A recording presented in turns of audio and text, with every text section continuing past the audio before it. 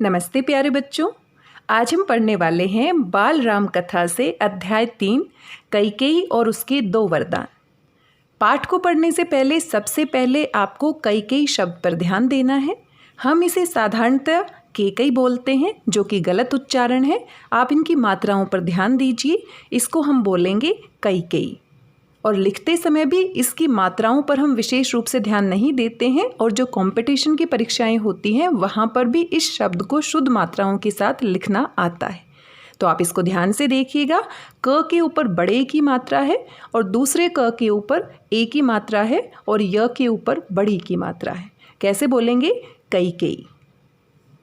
प्यारे बच्चों, पिछले अध्याय में हमने राम के विवाह के विषय में जाना।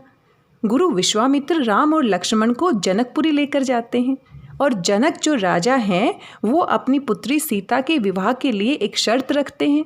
उनके पास जो शिव का धनुष होता है उसको अगर कोई भी प्रत्यंचा चढ़ा देगा, उसी के साथ वो अपनी पुत्री सीता का विवाह कर देंगे। और राम ऐसा ही करते हैं। राम के शिव धनुष पर प्रत्यंचा चढ़ाते समय शिव का धनुष टूट भी जाता है, और राजा जनक बहुत खुश हो जाते हैं कि उनकी पुत्री सीता का विवाह राम के साथ होगा। और वो राजा दशरथ के पास भी निमंत्रण भिजवा देते हैं। अयोध्या से पूरी बारात आती है, और हमने जाना कि राम का विवाह सीता के साथ होने वाला है, लक्ष्मण का विवाह उर्मिला के साथ होने वाला है, और राजा दशरथ के छोटे भाई कुशध्वज की 2 पुत्रियां होती हैं, मांडवी और श्रुतकीर्ति। मांडवी का विवाह भरत के साथ और श्रुतकीर्ति का विवाह शत्रुघ्न के साथ होने वाला है। और इस तरह से पूरे धूमधाम से विवाह संपन्न हो जाता है, जो कि हम पिछले अध्याय में पढ़ चुके हैं। आइए पढ़ते हैं तीसरा अध्याय, कैकेयी और उसके 2 वरदान।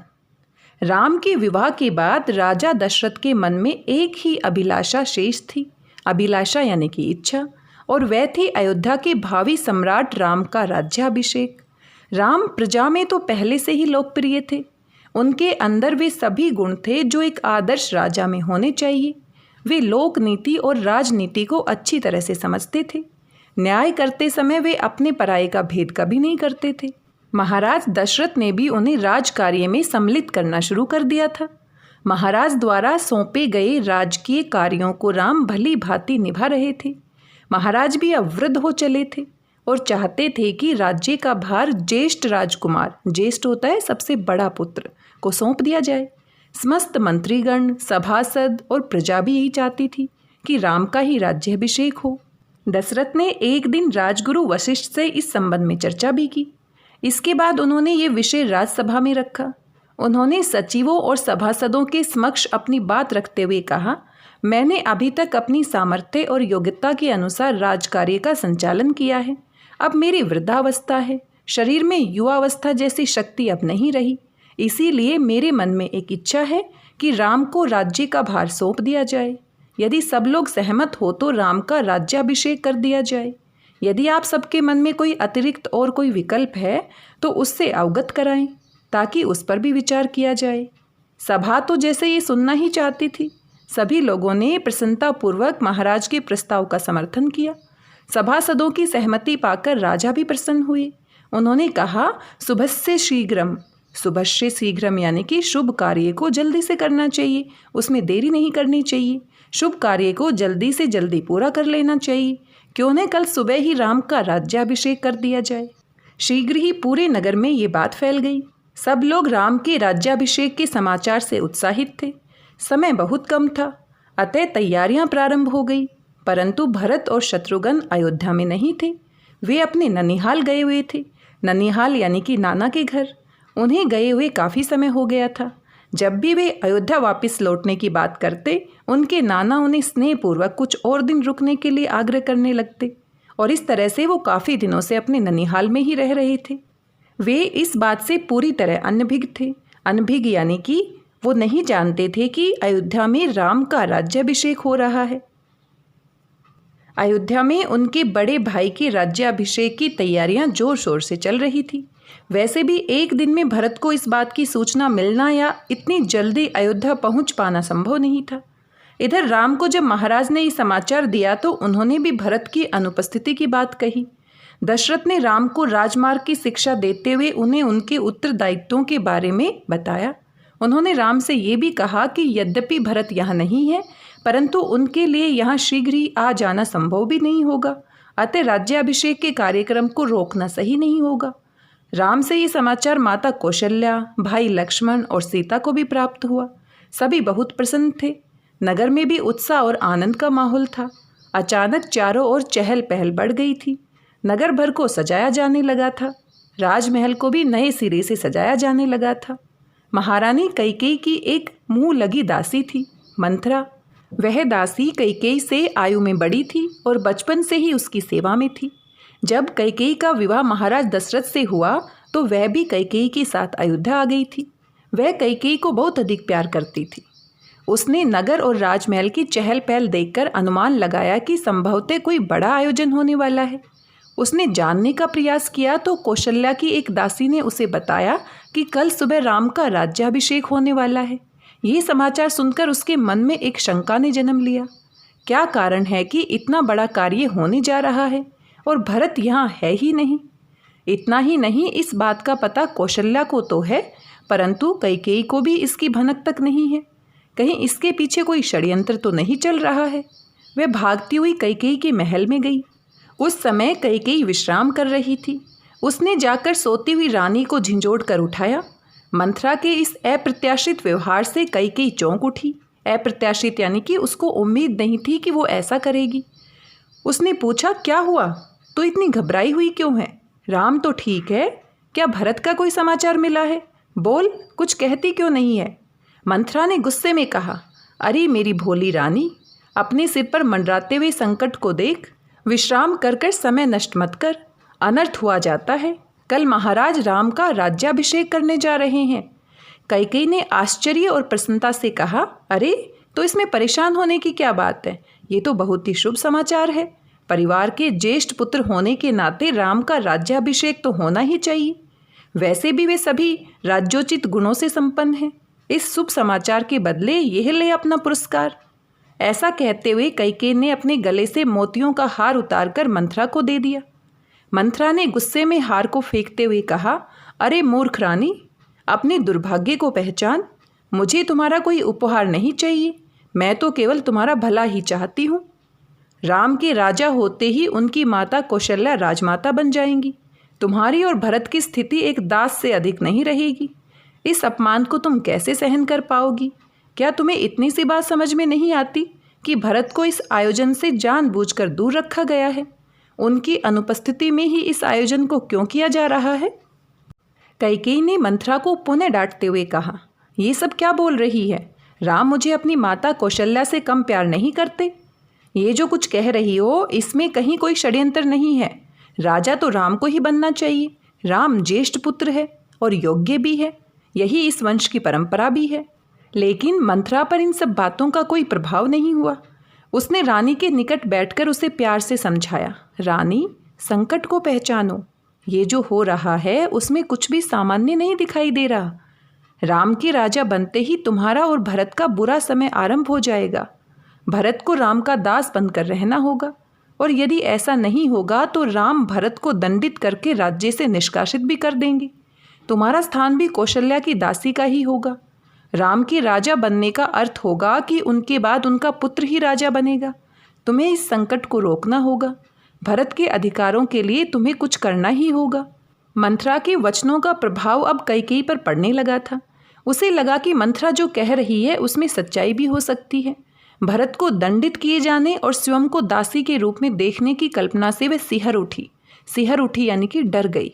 उसकी आंखों में आंसू आ गए और क्रोध से शरीर कांपने लगा। उसने मंथरा से ही पूछा, मंथरा, तू ही बता, मुझे अब क्या करना चाहिए? मंथरा ने रानी को सांत्वना देते हुए कहा, रानी, एक उपाय है। तुमने मुझे बताया था कि एक बार महाराज ने तुम्हें 2 वरदान देने का वचन दिया था। यही वह अवसर है जब तुम वे दोनों वरदान मांग सकती हो। इन दोनों वरदानों की सहायता से तुम अपने पुत्र भरत के लिए राज्य मांग सकती हो।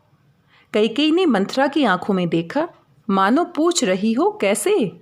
मंथरा ने समझाया, देखो रानी, राजा तुम्हें बहुत प्यार करते हैं, इसलिए तुम कोप भवन में चली जाओ। राजा को जब ये पता चलेगा तो वे तुम्हें ढूंढते हुए वहाँ अवश्य आएंगे। तुम्हारी वेशभूषा से तुम्हारे गुस्से का पता चलना चाहिए। जब राजा तुम्हें मनाने के लिए आए तो तुम उन्हें उन दोनों वचनों की याद दिलाना। याद रहे, जब तक वे पूरी तरह से तुम्हें वचन देने की प्रतिज्ञा न कर ले तब तक राजा से दोनों वचनों के बारे में कुछ न कहना। जब वे राम की शपथ खाकर वचन देने की बात करें तब तुम उनसे अपने दोनों वचन मांगना। पहले वचन में यह मांगना कि कल राम के स्थान पर भरत का राज्याभिषेक हो, और दूसरे वचन में राम के लिए 14 वर्ष का वनवास मांगना। वनवास की अवधि 14 वर्ष से कम की मत मांगना। इस अवधि में भरत राजा के रूप में स्वयं को अच्छी तरह स्थापित कर चुके होंगे और प्रजा भी राम को भूल जाएगी। उधर महाराज दशरथ भी राजसभा से अपने महलों की ओर आए। उन्हें राज्याभिषेक की तैयारियों के कारण बिल्कुल भी ध्यान नहीं आया कि रनिवास में भी ये खबर भिजवानी चाहिए। उन्होंने सोचा कि वे स्वयं ही ये शुभ समाचार सभी रानियों को सुनाएंगे। राजा दशरथ सबसे पहले कैकेयी के महल की तरफ गए। वे चाहते थे कि ये समाचार सबसे पहले उनकी प्रिय रानी कैकेयी को ही मिले। कैकेयी राम से सबसे अधिक प्रेम जो करती थी, सुनते ही वे प्रसन्नता से झूम उठेगी। ये सब सोचते हुए जैसे ही वे कैकेयी के महल में पहुँचे तो पता चला कि रानी तो कोप भवन में है। सुनते ही महाराज का दिल बैठ गया। ऐसा क्या हुआ कि रानी को कोप भवन में जाना पड़ा? कोप भवन यानी कि जहाँ पर रानी गुस्सा होकर चली जाती है। राजा सशंकित हृदय से कोप भवन की ओर बढ़े। जाकर देखा तो रानी के आभूषण भूमि पर पड़े हुए थे।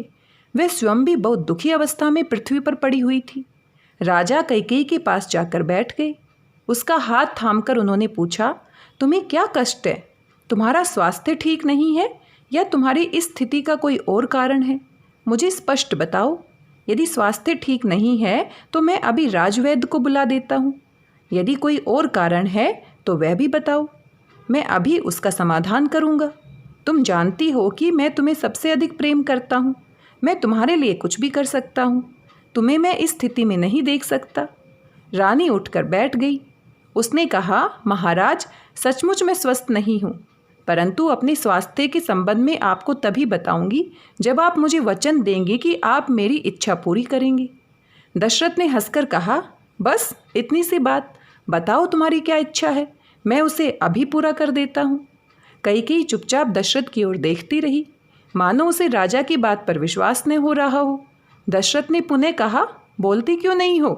क्या तुम्हें मुझ पर विश्वास नहीं है? मैं राम की सौगंध खाकर कहता हूँ, तुम जो कहोगी मैं वही करूँगा। सुनकर कैकेयी के चेहरे पर मुस्कुराहट आ गई।